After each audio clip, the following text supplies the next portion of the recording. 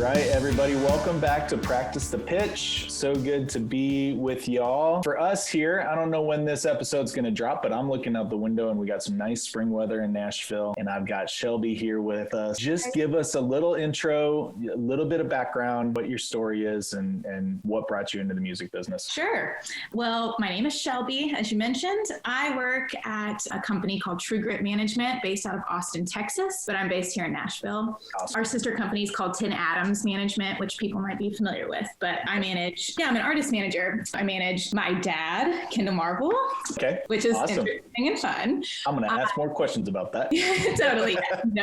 I manage Leah Blevins. She's an artist here in Nashville. Lovely, that's awesome. And then Aaron Vinecourt, who's also a Nashville artist. Yeah, country music stuff. And I got into the music business basically because my dad, I grew up around a songwriter. Music's been weaved throughout my whole entire life. Okay. When I was growing up, my dad always told me to not be in the music business unless I was going to go to law school. Neither of those things happened. So sorry, Dad. But yeah, I went to school to be in marketing and kind of went down the marketing PR route.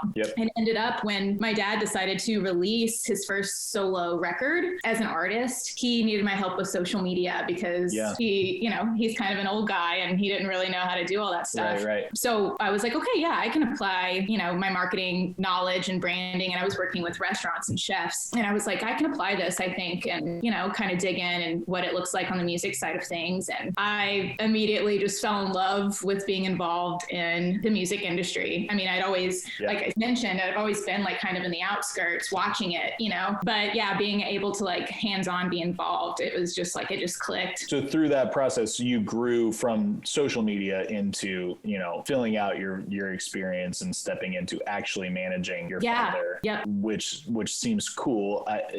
Funny sidebar. My mom is a musician. She's very local. She teaches piano lessons, and she's always put out albums my whole life, mostly like Christian worship albums. Okay. And I think when I was about 18, I was trying to learn how to record, 18 to 20, somewhere in there. I was learning how to record, and she was like, you can record my next album, which was a terrible idea. But I recorded and produced one of my mom's albums. So I feel like I can relate a little bit to working professionally with a parent. It's an interesting experience. It is. How long have you been managing him, and what is different about managing a family member versus the other artists? Good question. I've been managing now for about 2 years. Okay. Yeah, this June, which again, we don't know when this will be released, but June 2021, it'll be 2 years. Cool. So, green, I'm still like a really new artist manager, learning stuff every single day, which is amazing. And I hope to continue to do that for the length of my career. But what is different about managing a family member? I think the biggest thing is that I'm around him more. I talk to all of my artists daily, but I don't eat dinner with them, several times a week. And so that's probably the most interesting part is work never really turns off for a manager, but it's interesting being around the dinner table with your entire family. I've got a little brother, he has a partner, my partner's there, my mom's there, and inevitably the conversation, something will be brought up about work, Do you try to drop some boundaries on that and try and, hey, let's not do work talk at the dinner table.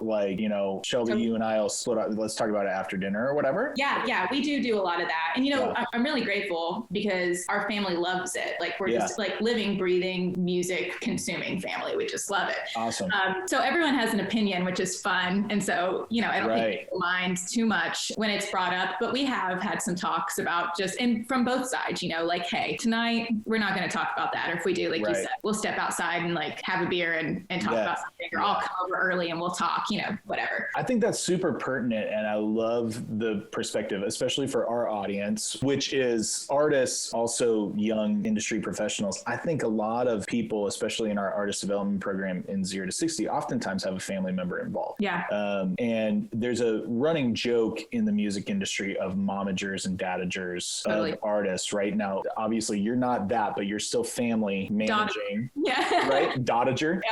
But the funny thing is like I hear a lot of complaints about momagers and dadagers from industry professionals, and I'm on the opposite opposite side. I'm like, no, you know what? Honestly, a dad, a mom might be the best person, especially for a young artist, to be in that management role if they can learn about the music industry properly and do good work, because they have your family, and artistry is volatile. There's a lot of opportunities for being taken advantage of, but then there's also a lot of just like needing empathy and care that family can provide, and knowing so intimately when to not coddle. Yeah, absolutely. Are important things. So I really support the moms, dads, brothers, and family members in management, as long as there's a commitment to really learning the industry. And that's where I feel like our 0 to 60 program is effective for teaching. I'm like, hey, have mom sign up for the program. We'll teach mom everything that she needs to know. Totally. That's great. So I'm fascinated. I think that's really great. But tell us about Leah, and remind me of the other artists. Aaron. Okay. I'm familiar with Leah's work, not Aaron's. So tell us a little bit about that and what you're excited about. Leah and I started working together literally like, I think the week after everything started shutting down.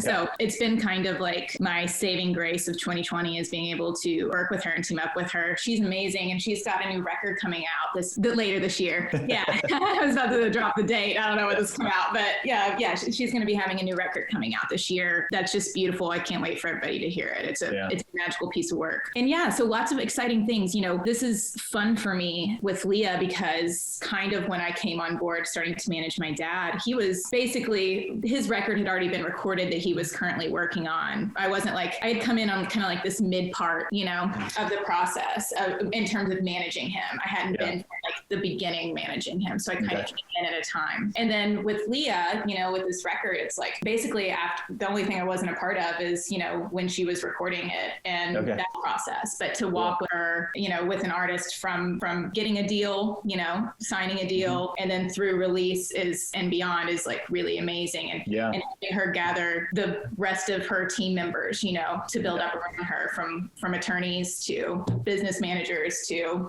publicists, like that's been really fun to be a part of that selection process and so figuring cool. that. And what's up with Aaron? Aaron and I have been working together for almost 2 years too, and she is a great friend of mine, and she's really special to me in a lot of ways. But she kind of came to me when she knew I was managing my dad and asked me to help her. We've been working together. We've released a couple of singles, and we're going to be recording like an EP, like a full proper EP this year, to start pitching out and hopefully getting her out on the road later this year. Fingers crossed, more income back.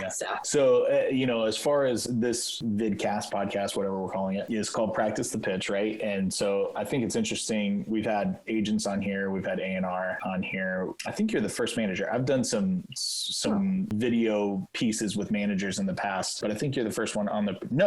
The very first one was an artist manager. We turned it into the full series. Artist manager is an interesting position as far as pitching goes, because you're going to get pitched a lot for people to manage you and vice versa. But correct me if I'm wrong, but sometimes you're the one doing the pitching, right? Like, hey, I want to manage you, or I've got some vision for you, right? Totally, 100%. So, and then you have to go pitch the artist as well, right? So we're going to do some content review, and I'd love to view these conversations from both of those perspectives. If somebody was pitching this to you, hey, would you take interest to work with this artist or manage this artist? But equally as much of where would you pitch this, or where would you take this? Because I think both conversations are really important. Yeah, interesting. Make sense? Sure. Yeah, I love it. Cool. Awesome. Well, with that, I'm going to pull up the artist that we're going to be taking a look at here. The first artist that we have up is, and I'm reading here, so, all right, we have Jennifer Lauren. Jennifer Lauren is new to Nashville. She's working on her first album. For the first time, is creating her own original music that honors both her multicultural ancestry and her deep love for soulful storytelling. Awesome.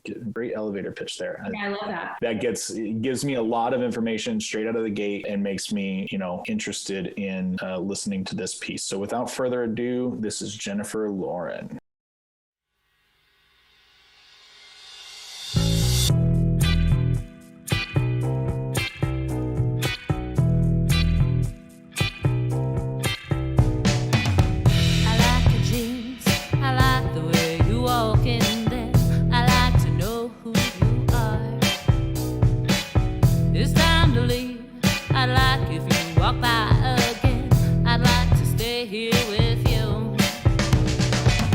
I like the way that you're giving encouragement.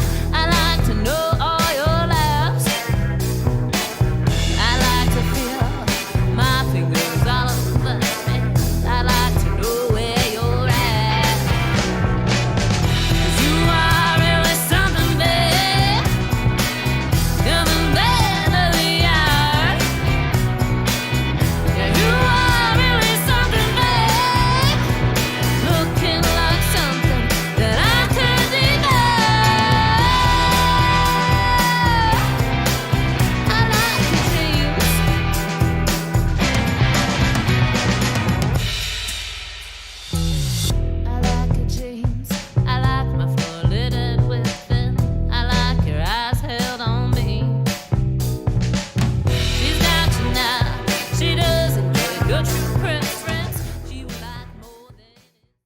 that was Jennifer Lauren. Take us in, Shelby. What's the first thing that comes to mind if you were being pitched this artist, and then also where you would kind of take this artist and what you think of this piece? Sure. First thing is just the vocals, they're like really interesting, a really cool sound. It's not one that you hear every day, which I love, and I think that each manager is different in terms of kind of what they're looking for, to fit within their roster and kind of just like up their lane. But for me personally, like interesting vocals and is something I really, really love, something that doesn't sound like everything else. I agree. I always say that if the number one thing for longevity in the music industry is an identifiable voice. Yeah. And not to be confused with good or great. If it's good and great, obviously perks. Totally. But an identifiable voice so that when new music comes out and is heard, hey, is this so-and-so? I haven't heard this. That's longevity past one hit wonder to me. Absolutely. It's so important. And I think she has that. I didn't feel like it was too doctored either. Like I felt like that was her voice. And that seems like a very intentional choice these days with how easy it is to kind of treat a vocal performance. It didn't seem like it had too much treatment. I agree. Yeah. If you had to take this somewhere, where do you think what's your game plan on this content piece if you're meaning to take this out into the world? Sure. I think, since I love that you said identifiable voice, since, it is that, I think it's finding the team to build around an identifiable voice. Like who else likes that stuff? It's not cookie cutter, it's a little bit outside of the box. Who can help match, the branding and everything that goes into an artist to like help make her identifiable in every category, True. Good. So, with something like this, I would be like, what agent also really likes like unique identifiable voices? Like who do they have on their roster? Does she fit with people that they already book? Could she go on tour with some of those people? And the same for every aspect, whether it be a publicist who is like going after, who has great relationships with the outlets, who write about like unique music like this that doesn't quite fit in with the box. Yeah. And what's going to move the needle to get the music in front of an audience that's going to resonate? Because I don't know about you, but every conversation is about streaming and playlists and things like that. Of how do I get on a playlist? How do I get on a playlist? And one thing that artists have to keep in mind is like, if it's the wrong playlist, it's not good for you. And if you have if you're going on a playlist that has a lot of very pop, perfectly pristine performances, and you're, very textured and unique, you're going to stand out in that playlist, and it may not be a good standout. Like somebody might skip, and then when people are skipping, that's terrible for algorithm. And these days, every entire conversation can be about algorithm, but obviously we have to consider those things, right? And so that's something that I think is important to think about. You said branding. I had a bit of a note on this one, and maybe you saw something I didn't see, but did we see the artist in the video? No. Well, at least I didn't know. I don't know. Identifiably. Yeah. Right? Yeah. Which is interesting. It's interesting. I think with the elevator pitch, I have a bit of a disconnect here, right? Like mentioning multicultural, I definitely saw that representation. Sure. That was an obvious choice to show multicultural representation in the music, but I didn't identify who the artist was. Yeah. Which, I think later on down the road, like having something that's a little more obscure like that isn't a bad thing. But when it's out of the gate, we want to see, and as a manager, see who's singing. You need to like have, it needs to be clear who the artist is for sure. Yeah, we need to see your voice singing these songs. Yeah. I like the lyric though. Opening lyric. I like your jeans. Yeah.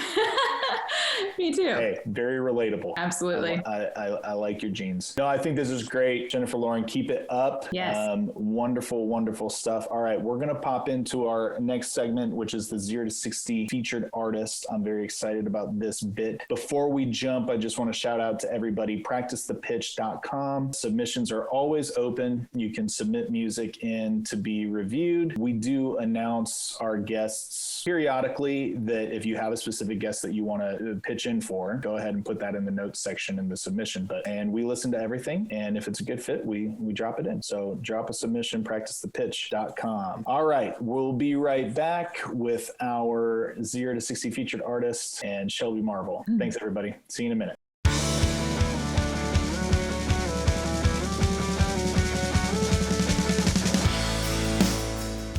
All right, everybody, welcome back to Practice the Pitch. It's time for our 0 to 60 featured artist segment, and we've got Brontë Fall. Terry, how are you? I'm good. How are you, Nathan? Good. It's good to see you. We'd love to hear what's going on with you. I know you've wrapped up your release last year in 2020, but we're going to take a look at a piece of content. So if you can just give us your pitch, of who you are as an artist, and then tell us a little bit about the content that we'll be watching. All right. Yeah, I started Brontë Fall 5 years ago, and I initially started it with a friend, and we were in love with the idea of finding, and probably what a lot of art is about, is finding beauty in the darkness. We found this poem by Emily Brontë called Fall Leaves Fall, and it goes, fall leaves fall, die flowers away, lengthen night and shorten day. And it's all about finding the beauty in the dark seasons of our life. And the Brontë sisters are also really cool. In history, 3 female sisters that couldn't be authors, so went under male pseudonyms to make their books. And they're some of the most famous books ever written. So that was kind of the idea behind our name. And we wanted to write female forward, outspoken songs and sort of pop, Americana, all my different influences in one. Gotcha. Cool. Yeah, I love that. That's great. Mm-hmm. All right. So we're going to watch and feature White Dress here. Give us a little bit of the background on White Dress and tell us about that song. And so it's sort of like the wedding season of my life. Everyone's getting married. And I think since I started this project the last 5 years, like I've been, I moved to Nashville and I've been traveling to small towns in the Midwest, playing in dive bars, and just very different than what a lot of my friends are doing right now. And so I've seen a lot of white dresses, and I was thinking about what that means to me and kind of celebrating where my life is now. Very cool. Very cool. All right. Well, without further ado, we have Brontë Fall with White Dress. I'm in my black leather jacket and blue jeans ripped at the knee, stamping hands in the back while the bartender's checking IDs. The lights dim down low and the buzz of the eggs start to ring. Will I feel right at home as I flip through my Vogue magazine? Some girls want that white dress, 3 kids and a picket fence, minivan in the driveway, noise from the highway, in a skirt, run around in their yoga pants with their husbands in finance, Starbucks in the AM, close out the day with a good Cabernet. That life isn't for me. Girls, you know what I mean. It may not look like the rest, but I live in my white dress.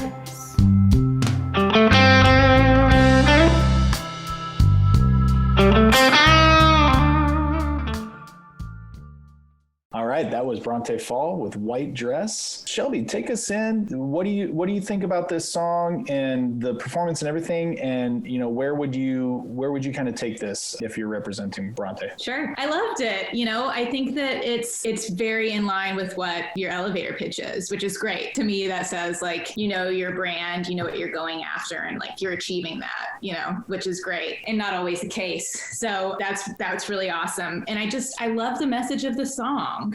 Being also a modern day woman. This is, while I'm not an artist, I'm in the business side of things, but this is very much my white dress too. So it feels very relatable. And I think that there's a lot of women today that, feel that way. And as we're, pursuing other things instead of just the get married after school, have babies, and there's nothing wrong with that. And that's the other thing that I really love about this song and your message is it's not putting down anybody, it's just saying your journey just doesn't look like everybody else's, and that's okay, and I really love it. Great. I love that. I totally agree. I have a 3.5-year-old daughter, and she came in the other night and she goes, I'm worried I'm never going to get married. And I said, me too. No, I'm just kidding. I said, what? Why are you worrying about that? And she goes, it's just so complicated. Oh my God. I said, yeah, you don't need to be worried about that. And I said, is there somebody that you love? And she goes, myself. I said, right answer. I love that. I said, right answer. You marry yourself and you'll be fine forever.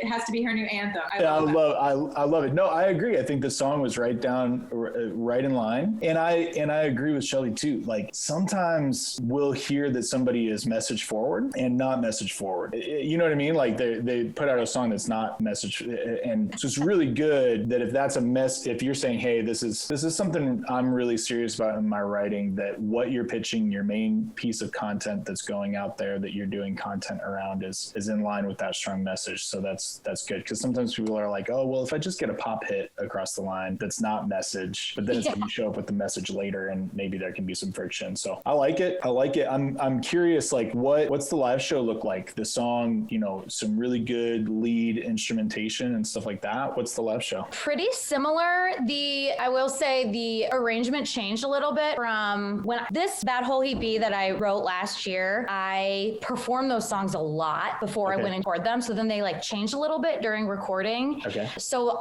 usually I actually play the violin and I will solo. In those spaces? In those spaces. Yeah. And I switch between me and my guitarist, Lars. Cool.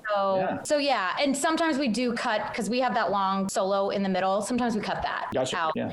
I'd love to see this song live. I like the music video that has the treatment and the storyline and stuff like that. But I think for this genre, and I think you have some of this content that you've shot, but I think a really great follow-up in the pitch is like, hey, here's this main piece that shows the brand and really gets the message across. And I would follow with live performance of that music really quickly in that narrative of pitching yourself. Okay. Would you agree with that, Shelby? Yeah, 100%. Yeah. And also too, now knowing that you play the violin in your live show, that's really cool. And I haven't looked through your other pieces of content, so you might show that, but that's really interesting, and definitely something to absolutely showcase. And again, I haven't done my full blown research, so you might already do that, but I think that that's really cool, especially it just leans you more into that Americana field, which I know that's not the one and only lane that you're going down, or what you consider your music genre to be. But it's, to me, listening to it, it's very Americana sounding. And I think having that violin aspect, and anytime you can see a female up there shredding on an instrument is just badass. So. Yeah, totally. Also, as far as pitches go,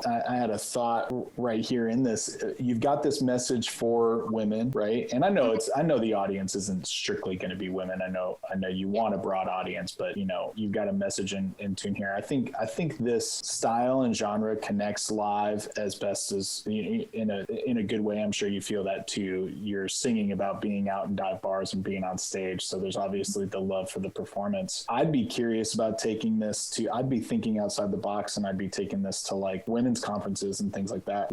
Even pursuing, I don't know if you feel comfortable speaking or anything like that, but even doing some speaking where you talk about art and women's roles in art and then performing, so that you are targeting an audience that is totally in line with that art is going to resonate with the messaging. So getting outside the box in that space might be interesting. Yeah. I love that. And, I think there's a lot of things too that are popping up in the industry, in all kinds of different ways, but that are really, we're in a beautiful time where people are realizing that women do not get enough recognition for their art, and that's, I think, really coming to light and really changing right in front of our eyes. CMT's Next Women of Country, they have a class of women now every year that they highlight, up and comers. And I think we're going to see that, obviously CMT is they play Americana stuff too. And, they're kind of changing, I think, in terms of their format and what they're playing, not just lots of changes. Women's music, but, I think that we're going to see more and more things popping up like that are still very much music focused, but their point is really to highlight up and coming women. And so just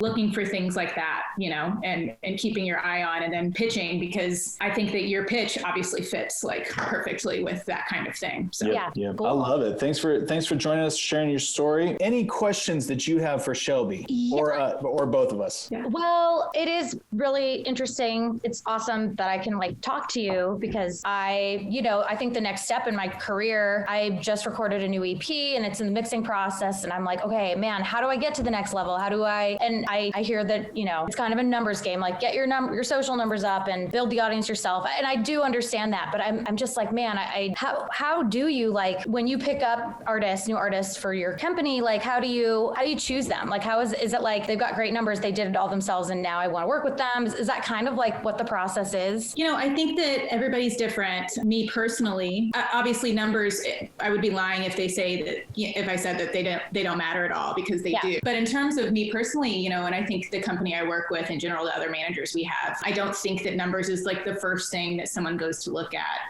I love to discover someone before they have the big numbers for a multitude of reasons. But I think that the main things are finding someone that like has identified their brand and like knows what they're going for. And like, you know what I mean? The package is put together, like we were talking about earlier, when you say that, you're right on line with your pitch, your music, all of it fits. And there's sometimes that's not the case. And those things need more tweaking. Maybe the artist just needs to find out more of who they are as an artist, what sound they're trying to achieve. Like they might have more homework to do. So finding someone that has already kind of done that work. And then obviously like finding someone who's willing to work really hard. I mean, quite honestly, that's number one, As a manager, managers work really, really hard for their artists. And in order, I think for it to actually work, the artist has to be willing to put in their effort too. It's a partnership, management is a lot like marriage, even though I'm not married, don't have my white dress. This is my artists are my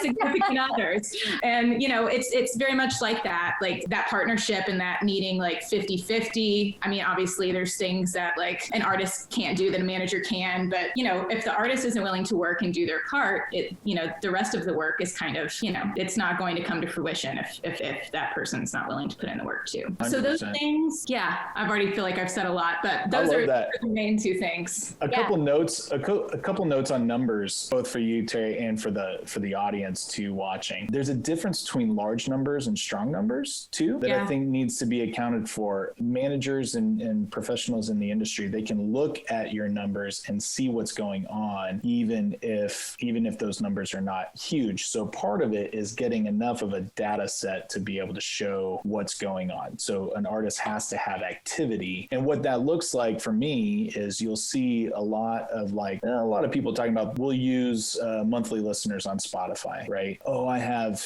10,000, 20,000, 100,000 monthly listeners on Spotify. I want to see that next page that shows me where those listeners are coming from. And if it's all, say they got on an editorial playlist and all of those listeners are coming from that editorial playlist, I want to see a month from now, 2 months from now, how many people have moved to where the listening is on their catalog or their own playlists. And so those percentages matter, right? I want to see when an artist posts something up for sale on their Instagram, if they have 5,000 followers, how many people are converting into purchases. So it's not about huge numbers. It's about meaningful numbers that tell a story. And that's why a manager needs to be able to look and see that something is resonating and working. And as far as the story and the brand goes, artists historically can have a hard time sticking to a brand, right? Like they might change. And when they change, numbers usually kind of drop off a bit, right? And so they might be going up and they might drop when they change. And so sometimes there's a look for like consistency and consistent growth. So if you're going from 1,000 to 2,000 to 3,000 over the course of 2 years or something like that, that just shows like a consistent growth. That's good, as opposed to like going to 3,000, dropping to 25, back up to 35, dropping to, that means there's something shifting. And so it's just about looking. I think numbers tell a story, and I don't think anybody's looking for what the number is, but the story that it tells. Like there's no magic number, right? Like there's no, like, if you can get to 100,000 followers on Instagram, you'll get a deal. It's just about what the numbers tell a story. Yeah. So I think understanding what that story is, and then you being able to communicate that story is really important. Like, hey, here's my numbers. Here's what's going on with my audience. It's huge. So it's a great question. Great for the audience watching listening to. So thank you for asking that. Okay. Yeah. That's great. Love it. All right. We're going to watch one more piece. We're going to listen to one more piece of music.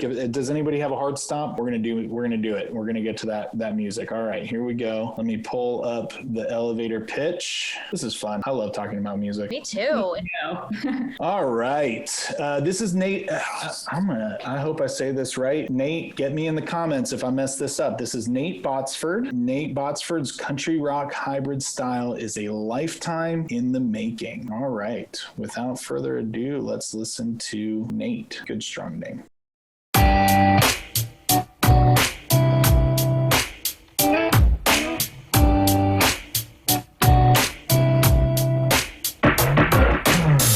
You've got a smile that'll make a man weak. You've got a way of fitting in them jeans. I can't stand it, I gotta hand it, girl, what you doing to me? If you're wondering what I'm thinking, let me show you what I mean. 'Cause you're so smooth, like a whiskey. The way you move, it gets me. You got me buzzing like a neon, Rocky Mountain sign, keeping this whole town up late tonight.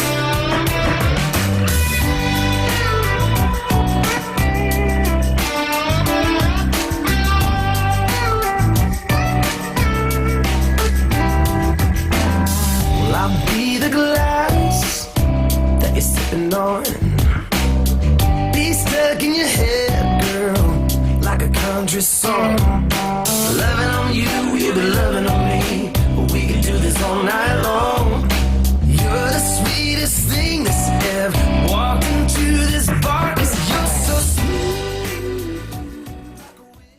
And that was Nate Botsford with Buzzin'. All right, take us in, Shelby. What are we thinking about this track here? And then we'll hear from Terry as well. Some music here. You know, I love you can't help but kind of like bop along to it when you hear it. You know, it's just kind of got that infectious feel. You know, lyrically, I do like that there's a lot of imagery. I think that that's like something that's really nice to see within a song that you can kind of draw things out of. It makes the whole marketing piece and coming up with the visuals and, you know, all of that stuff a lot easier. Yeah. And it's, you know, I would say if I had any kind of constructive criticism, there's, you know, a few lines that I feel like are pretty tried and true, you know, the ideas are, and, you know. Well, okay, you say tried and true. I'd say tired. Tired. Okay. Yeah. And, you know, I think so. I think so too. Personally, I do know there's a market out there that I think they'd listen to a bunch of songs that have, you know, that say the same thing over and over. I don't know if we want to cut that out, but no. It's true that the audience needs to, we need to be thinking about who the audience is. So if you're going, but this is what country music wants, and I'm trying to give them what country music wants. Okay, know that, but you got to know the line, right? Like what makes a song, you're like, no, cut it. I don't want to say mean things on video. No, it's good. It's good criticism. Nate's going to be fine. He can blast us in the comments. Terry, what are you thinking? Okay. Yeah. So and it's funny after I think us listening to White Dress, it's like, they're very different.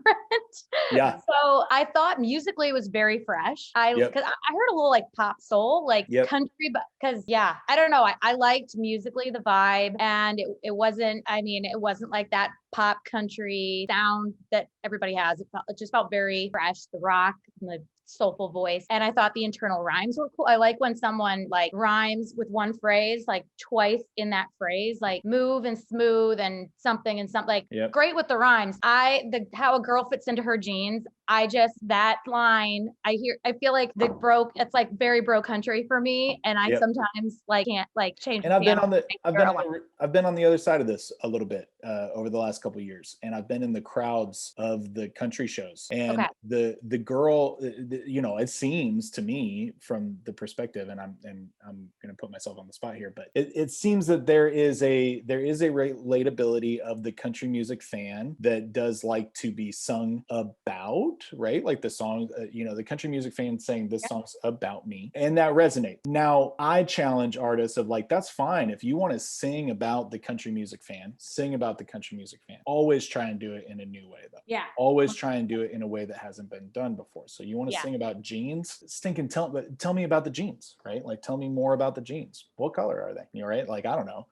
And so the imagery, I think you're right, Shelby, is totally on point. We get a lot of imagery. Some of the specific phrases are, and the world is changing. So will women who have enjoyed being sung about in the past still enjoy that 5 years from now? I don't know. The culture's changing. So being cognizant about changing culture is true too. I think my note for Nate is the voice is so good that I want to hear it. I want to hear a lyric that I've never heard before from that voice, because he's got a great voice. So I want something that, in how we were talking about original voices, unique voices, I want a lyric that I'll remember as Nate's. Yeah, that with his matches voice. that. Yeah, absolutely. Yep. I think you hit the nail on the head.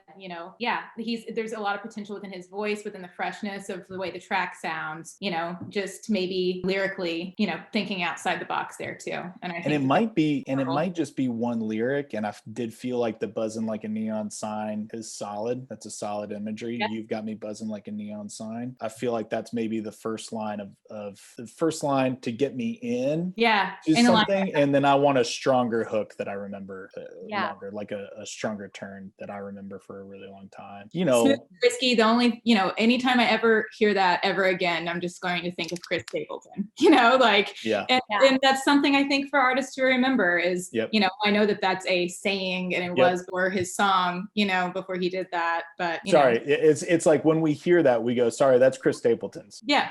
He did. That's his. We want to hear something that's he won that. He won that battle. That's his line. Yeah. And that's a conversation across a lot of different forms of media too. I think we have to remember that it's not just about music. Like that's a big conversation in comedy are the same tropes open season, right? In comedy, if it's been done before, can it be done again, and can it be done better? So that's a fair thing for a songwriter, especially in bro country, and I don't even like just pop country, modern country. If you're going to do it the same, are you doing it better? Yeah. And that's really the challenge, right? Right. And you guys may listen to country more than me, but you made such a good point. Like the same themes, say it in a really cool way that's never been done before. Yeah. Nate's voice though, I'm going to go back. I want to listen to that voice a lot. So I think lots of potential for Nate, but I think really good feedback too. And I think for all the audience watching, if you're writing country music, do it better. If you're going to do it the same, do it better, or try doing it different. It's a big weird beast though, CMT and all that. Well, I want to thank you both for joining us and being part of Practice the Pitch, where we get to talk about music and how it's working and the world a little bit. Yeah. So, thanks for having us. Artists watching, please check out practicethepitch.com. Submissions are always open. Drop some songs in there and follow along as we release the episodes. Thanks everybody.